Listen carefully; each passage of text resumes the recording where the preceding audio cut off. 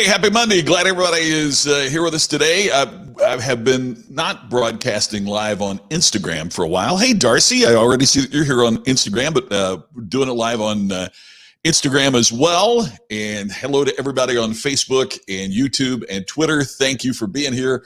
Thank you for joining me to start your week with Daily Distinction. Thank you for sharing. In fact, see folks are already sharing. Thank you, Scott. Thank you, Buck. Appreciate that. Hey, Darla, good to see you. Thank you for being here. Things are awesome. I appreciate you saying that. I hope things are great with you. Thank you for being here. We got some good stuff to talk about today. Brian, here you go, man. If we give awards for viewer loyalty, man, you're going to be right there at the top of the list. You and Scott as well. Hope you're having a good day, Scott. Thanks for joining us yesterday too. Hey, in case you missed it, you may want to go back and catch the replay of the Ken and Glenn show with a guy named Scott. This week was the first. Ken is on vacation, so it was the Glenn and Scott show without a guy named Ken. But we talked about some really good things. Glenn and I had a conversation last night, and it got a lot of great response to that. So you might want to check that out. You can look it up on our Facebook page. It's on my page as well. So Mike, thank you very much for that. I truly appreciate that. I hope it's a value to you today. Thanks. And Sonia, always great to see you. Thank you for being here. Hey, Weldon, great to see you on the comments last night, and thanks for being around today. I appreciate that. So, but yeah, we got some stuff, Brian. One of the things, Brian, and everybody is that I appreciate your comments about all this that helps you make things better. And it's one of those things too that sometimes I need to hear it as much as I need to hear it as much as I need to tell you, because it's really a great reinforcement for me as well to keep me motivated. So I hope you find it of value as well. Thank you for that. Hey, Darcy, great. Glad. Hope you had a great vacation. And glad that you're back and watching. So things don't always go right, huh? What a great revelation. You really needed to join this to hear that, right? Things don't always go right. What a novel idea, especially in 2020. Right? What a year this has been. Before we get into this, it's amazing when you think about, you can go back and look at some of the most historic years in our nation's history, from the pandemic in the 1910s and early 20s to the riots in 1968 to on and on that we talk about. And man, you roll those up and they're all happening here in 2020. We're not even halfway through the year yet. Crazy. Unbelievable what a year this is. So as we understand, whether it's, because of the economy or the pandemic or whatever it might be, man, things don't always go right. So what can we do about that? How can we correct? If you think about a plane, when the pilot takes off, she might set a course from New York to Los Angeles, but there's storms along the way, or there's bad weather, someplace, or high winds at a particular altitude. So on every voyage, on every flight from any two locations, but let's use New York, Los Angeles, because that's a long trip. What do? They make mid-course corrections. They might fly around a storm, or because of the winds, they might go to a different altitude. Every flight involves some kind of mid-course correction to make the flight smoother and better, to make the use of fuel more efficient, any number of things. So what we're talking about here is, just because we make a mid-course correction doesn't mean we're not going to hit our destination. The plane makes it to Los Angeles. You can make it to whatever the goal is that you have specifically identified. You don't have to think that because you make a correction doesn't mean you're not going to get where you're going. These are natural and normal things as a part of the process. And so for over a decade, I was a movie reviewer. I was an entertainment critic. I always liked the term entertainment commentator more. That's what I always insisted I be billed as. Because I always thought if they billed me as a critic, it meant that I went in to criticize. And I don't think that ought to be the viewpoint that you have.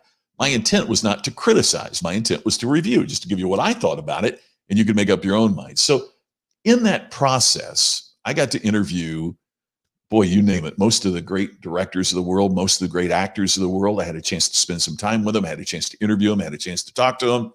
And then I'd go back and do my reports. And through that, I learned a lot about how Hollywood creates a hit movie, how they create a hit film. I also learned that in that process, it's not that they work and they make this movie and then they release it and everything's fine. There are tweaks along the way. There are mid-course corrections. So that's what we want to talk about. How do we create these corrections that are going to make a difference for us in our lives? Charles, great to see you. I appreciate the low tech guy and high tech. So I love that. The low tech guy in the high tech world, right? That's really cool. Well, and I appreciate that. That's the goal, and I appreciate that so greatly. Hey, I'm all for that, Brian. Sounds awesome. So let's talk about how this works in terms of what we need to do. Sometimes, in most cases, I shouldn't say sometimes. In most cases, the director will prepare the movie. Right? They do everything. The script. They shoot it. They get the movie, they edit it, and then they screen it. A screening is they'll get a test audience. When I lived in Westlake Village, California, it's about 40 miles north of the Los Angeles airport. You'd see all the time invitations to go to this special test screening at the local theater. And it's just a theater in the mall. It's not a special theater at all. And you would never know what the movie was when you would go. You would never know, was it an action film? What kind of movie was it? You didn't know anything about it. Wouldn't even know who was in it. And so you'd go see this movie. And then they would survey you after the movie to see what you thought of the movie. It was a test before an audience. Well, what would happen is then the studio and the director, and depending on how influential the star is, the stars of the movie, would analyze the feedback that they got from the audience. Did the audience not laugh at scenes that were supposed to be funny? Did they laugh at scenes that weren't supposed to be funny, which is just as bad, maybe even worse? How did they feel throughout the movie? What was the response? Where were they engaged? Where did the movie kind of lose them? All of that is thoroughly researched. So now what happens if you end up with a movie that just misses the mark? I mean, when you think about what's spent on movies, $100, $200 million, sometimes more, to create this 90-minute, 2-hour movie that is going to be released out to the public, and it's got a very short window to make it or not. The risk is incredible. So what happens if you don't get the response that you want? Well, Hollywood has 3 steps that they can do, the mid-course corrections that can make it more successful. So they analyze what they get from the audience, and in some cases, they decide to re-edit the movie. That might mean, the audience didn't quite understand this scene, so maybe if we take this scene and move it forward, then it will flow better. Then it will... many great examples about how movies were re-edited. It's fascinating. In the comic book world, one of the directors of comic book movies that is hugely popular is a guy named Zack Snyder. And Zack Snyder was filming a movie as director, and tragically his daughter passed away. So he obviously left that, and another guy, Joss Whedon, came in to finish the making of the movie. And because he had made most of the movie, then he is the person who gets the chance to get it edited, and it was released. Well, a lot of folks were disappointed in it. It wasn't what they were expecting. It was more like a Marvel type, Iron Man, Avengers type movie than it was DC, which is, Batman, Superman, that group. And Joss Whedon had done some of the Marvel movies, and so they felt like it didn't really feel like a DC Comics movie. So there had been rumors for a long time that Zack Snyder was going to go back and do his edit of that movie. They're anticipating that there may be as many as 1 million people who sign up for HBO Max because that's where they're going to show the Snyder cut of the movie, the re-edited version of a film that just about everybody that's watching has already seen.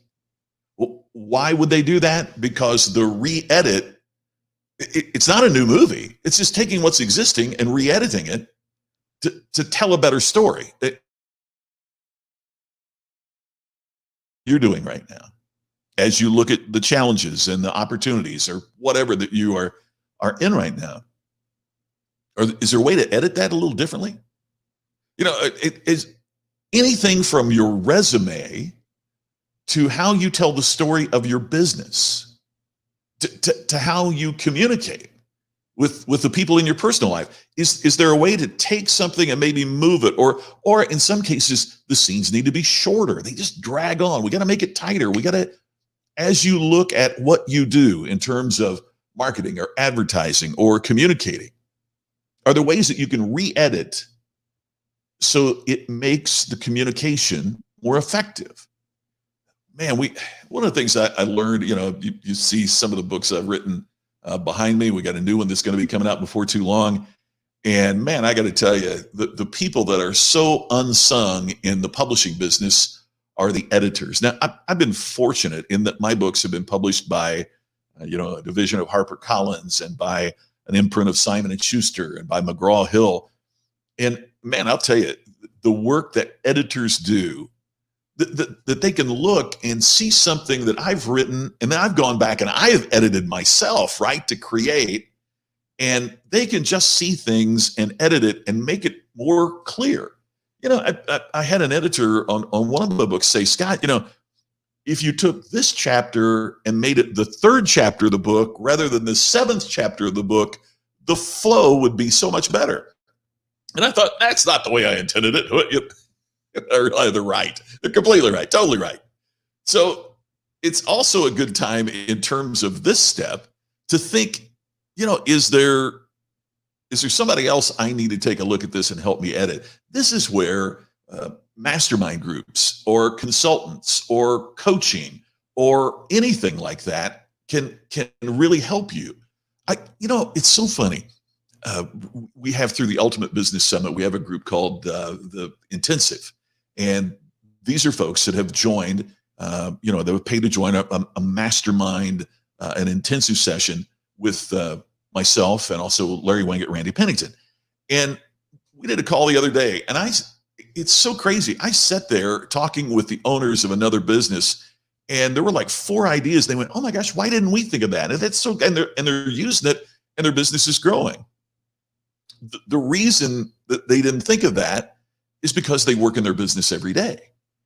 I can be here at 30,000 feet and I can say, hey, what if you, and that's a re-editing process. It's like, well, if you did this and moved it here, then it would be, and yeah, of course, it's the old thing about you can't see the forest for the trees. You're so close that you lose your perspective. So one of the things I encourage everybody in business to do is, take an online course. Join a mastermind group. If the mastermind group doesn't return more than what you spent, you're in the wrong mastermind. That's one of the things about the groups that we've formed. I'll practically promise you that everybody in our group will tell you they have earned more than they ever invested in the mastermind group, just from the ideas and the process and everything else. So it's one way that you can re-edit what you're doing.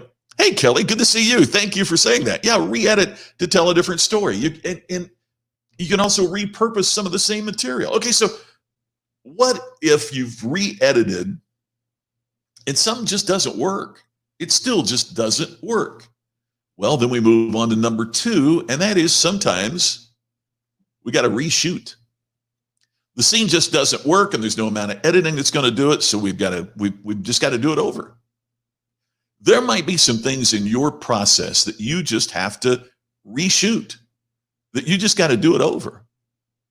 When Steven Spielberg was making Jaws, and remember, he was in his 20s when he was making the movie Jaws, just the flow of it didn't go quite right, but there was no way to re-edit because there was no scene to place the audience. It was just dragging, and he said, I got to shoot something else. I've got to reshoot. I've got to shoot something else to go in here. If you've seen the movie Jaws, you'll remember the scene. He went to a buddy's house and they got in the swimming pool. And they had just like this one little prop made up.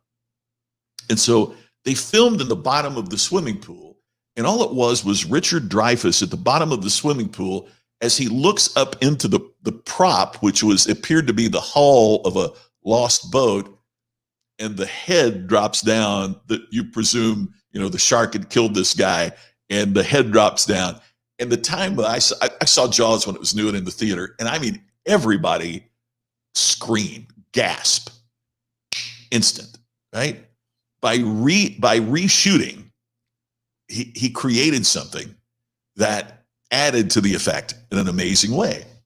So maybe you need to reshoot. If you're in a retail business, for example, maybe you need to plant some flowers and reshoot what it looks like when you come into your location. If you're an employee, maybe you need to think about reshooting your appearance. What do you wear at work? Do you have a particular attire that might be more professional or might give people a different perception of you? What can you reshoot?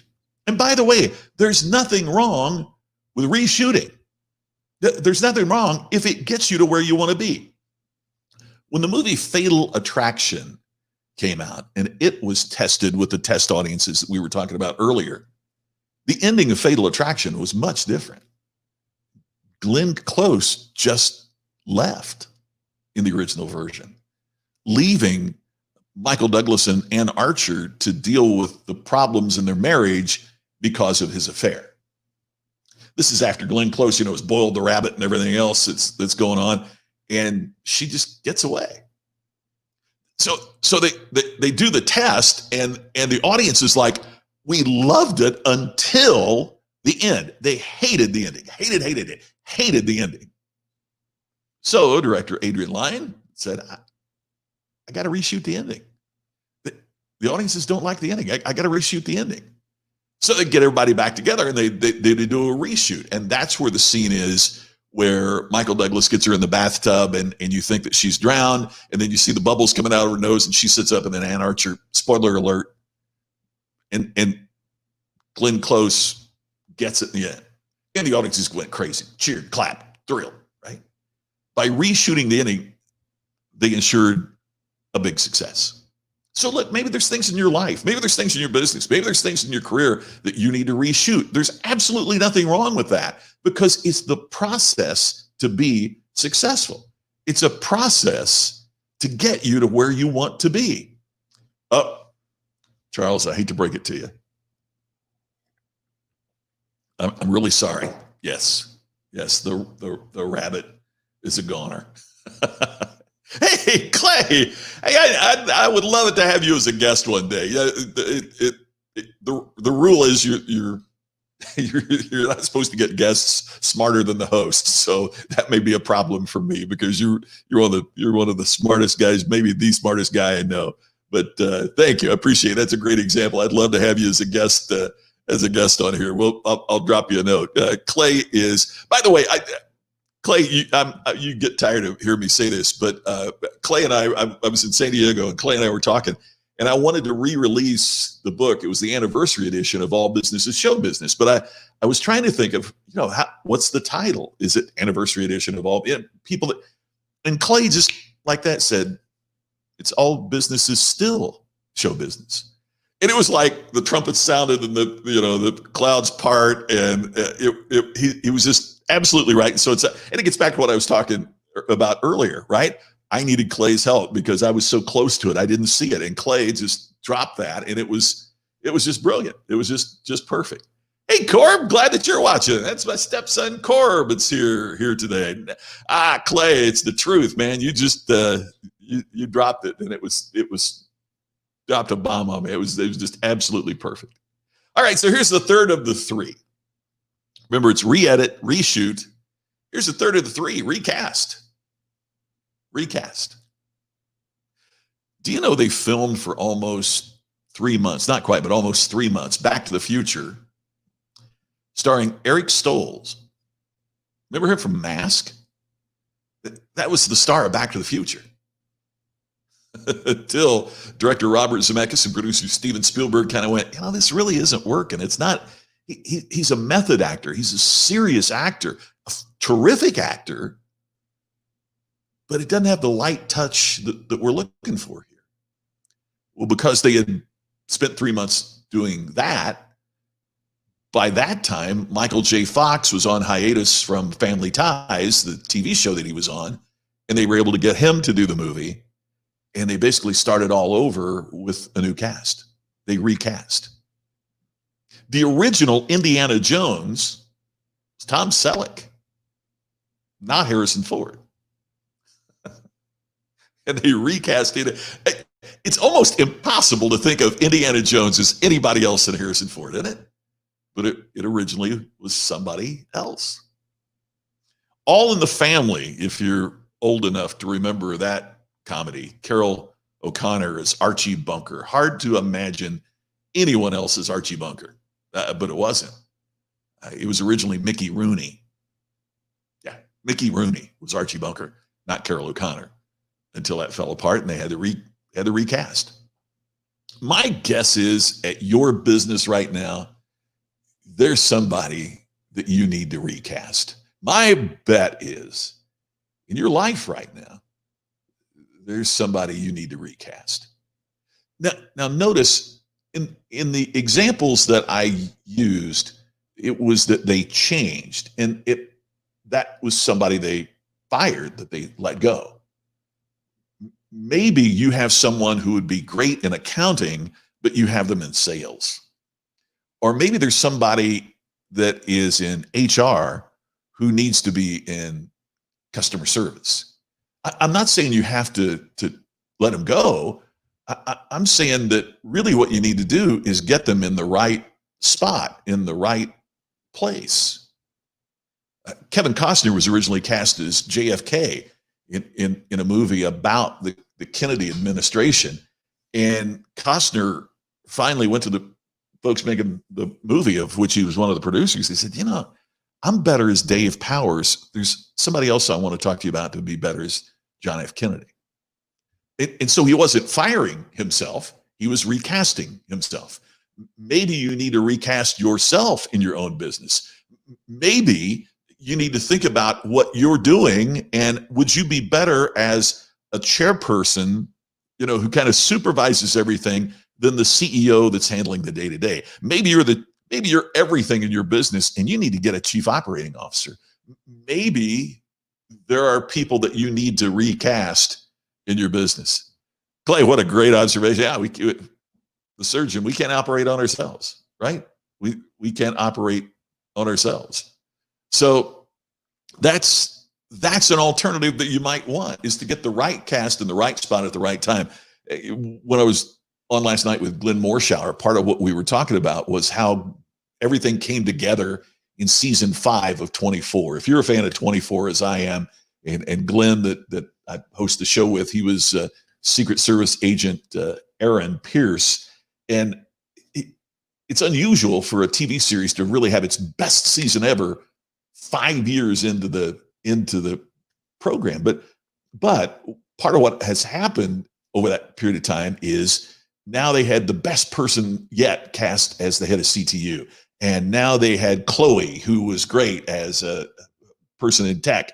And just all of the different characters that they had it just gelled in a way, because as 24 went through with different people that got killed or got reassigned or got whatever, now through this recasting, they really hit their stride. It takes a while. But there may be people in your life that you need to recast, whether you move them from one position to another. Hey, maybe there's an acquaintance. I'm not saying this in a negative way. Maybe there's an acquaintance that you could learn more from, that you could really enjoy your time with them. Maybe you need to move them from being an acquaintance to being a really good friend that you're going to invest the time and the effort. Might be that too.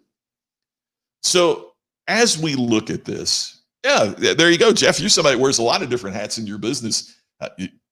Maybe you need to recast that. And Charles, you're right. Timing is everything. So the fundamental question is, how do you need to re-edit reshoot or recast in what you do.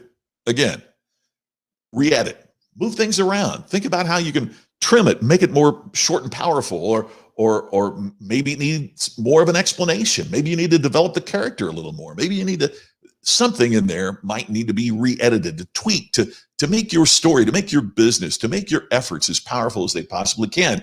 Hey, maybe you need to reshoot. Just like the pilot that makes a mid-course correction, maybe you need to reshoot something to make it better, to improve the power of what you do.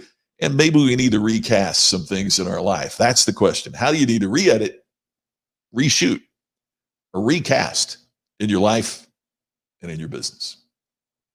Hey, that does it for today's Daily Distinction. I'm really glad that you're here. Thank you for sharing, because that's how we grow in terms of the people that view the program. And thank you very much for doing that. Hey, before we go too, I want to make certain I haven't mentioned it today. We have grown. We've got like 50 new signups for Distinction Nation, which is really terrific. You can go to Distinction Nation, sign up.